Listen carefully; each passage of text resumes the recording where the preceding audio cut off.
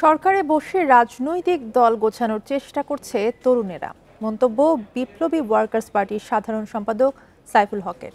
সকালে রাজধানীর ইঞ্জিনিয়ার্স ইনস্টিটিউশনে দলের সাংগঠনিক সম্মেলনের অনুষ্ঠানে তিনি এই মন্তব্য করেন। সরকার থেকে সব সুবিধা নিয়ে দল প্রতিষ্ঠা করার চেষ্টা চলছে বলেও মন্তব্য তার।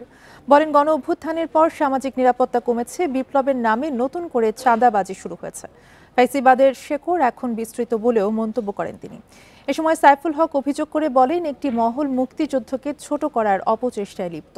সরকারের ৮ মাসের লুট হওয়া অর্থ দেশে ফিরিয়ে না আনতে পারায় সরকারের সমালোচনা করেন তিনি। বান্ডেল থাকলে প্রতি সেনমানিতে টাকা বাঁচবে। বিকাশ সেনমানি বান্ডেল কিনে জিতুন প্রতি লেনদেনে। কিন্তু যেভাবে তারা সরকারের কোলে পিঠে বসে তারা দলটা তৈরি করবার চেষ্টা করছেন, সরকারি ছায়ার মধ্যে থেকে যেভাবে তারা দলটা তৈরি করবার চেষ্টা করছেন, এটা তাদের সম্ভাবনাকে ইতিমধ্যে অনেকখানি নষ্ট করে দিয়েছে। রাজনৈতিক আর্থিক নানাভাবে আপনারা নিজেদেরকে প্রতিষ্ঠা করবার চেষ্টা করছেন, এই তৎপরতা মানুষ ভালোভাবে নিচ্ছে না।